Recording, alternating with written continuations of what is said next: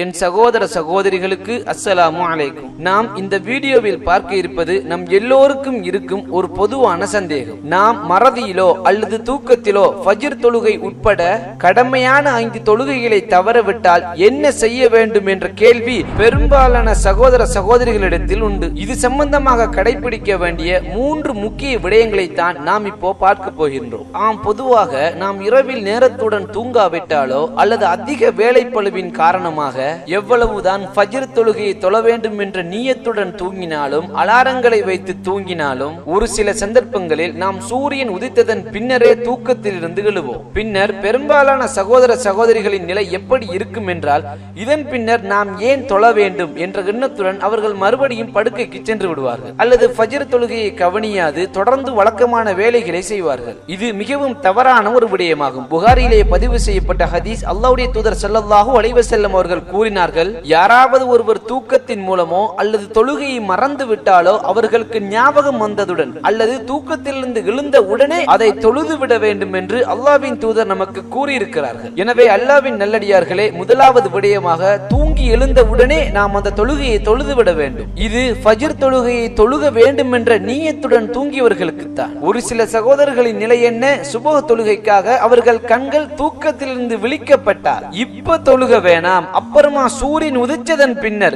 எழும்பி தொழுவோம் என்று நினைக்கிறார்களே, அவர்களுக்கு இது பொருந்தாது. எனவே அல்லாஹ்வின் நல்லடியார்களே, தூங்கி எழுந்த உடனே முதல் வேளையாக ஃபஜ்ர் தொழுகையை தொழுகுங்கள். மேலும் அறிஞர்கள் தொடர்ந்து கூறுகிறார்கள், ஒருவேளை இரவு முழுவதும் உங்களுக்கு விழித்திருக்க வேண்டிய ஏதோ ஒரு அவசியம் ஏற்பட்டாலோ அல்லது இரவு முழுவதும் ஃபஜ்ர் தொழுகையின் நேரம் வரை உங்களுக்கு தூக்கமே வராவிட்டாலோ, ஒருவேளை அதற்கு பிறகு தூங்கினால் ஃபஜ்ர் தொழுகைக்காக என்னால் எழ முடியாது என்று நினைப்பவர்களும் தூங்க கூடாது என அறிஞர்கள் கூறுகிறார். இரண்டாவதாக சுன்னத்தான தொழுகைகளையும் நஃபில் தொழுகைகளையும் அதிகரித்தல். அறிஞர்கள் அதற்கு உதாரணமாக கூறுகிறார்கள், சூரியன் உதித்ததன் பின்னர் தொழுகும் துஹா தொழுகை கடமையான தொழுகைகளுக்கு முன்பின்னே உள்ள சுன்னத்தான தொழுகைகளை அதிகரிக்குமாறு அபூதாவுதிலே இடம்பெற்ற ஹதீஸின் அடிப்படையில் அறிஞர்கள் நமக்கு விவரிக்கின்றார்கள். இந்த தொழுகைகளை நிறைவேற்ற தயாராகும் போதுதான் ஒருவன் நம்மிடத்திலே வருவான். யாரவன்?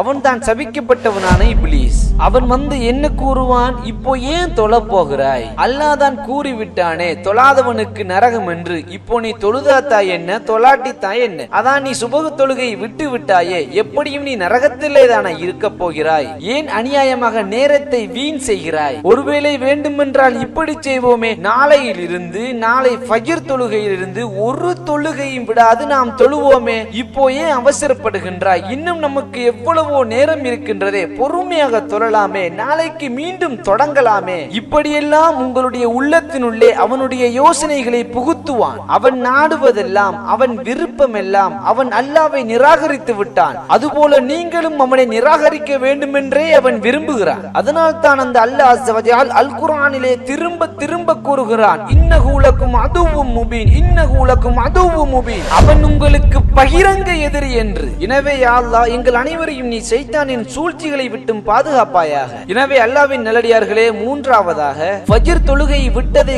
காரணம் காட்டி மற்ற 4 தொழுகையும் தொழாமல் இருந்து விடாதீர்கள். நிச்சயமாக அல்லாஹ்வின் நல்லடியார்களே, மறுபடியும் ஷைத்தான் வருவான். தொழ வேண்டாம் என்பான், நாளை தொழலாம் என்பான். நீ என்ன அல்லாஹ்விடம் விளையாடுகிறாயா? விட்டு விட்டு தொழுகிறாய், பின்னர் வெட்கமே இல்லாமல் தக்பீரை கட்டுகிறாய். மார்க்கம் என்றால் உனக்கு விளையாட்டாகி விட்டதா?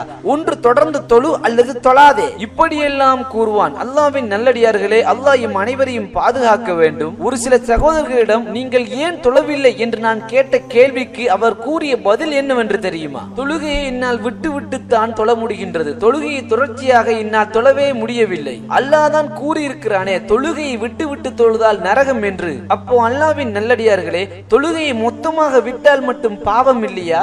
அல்லாஹ் அதற்கு தண்டனையை தரமாட்டானா? சுப்ஹானல்லாஹ், அல்லாஹ் நம்மை பாதுகாக்க வேண்டும்.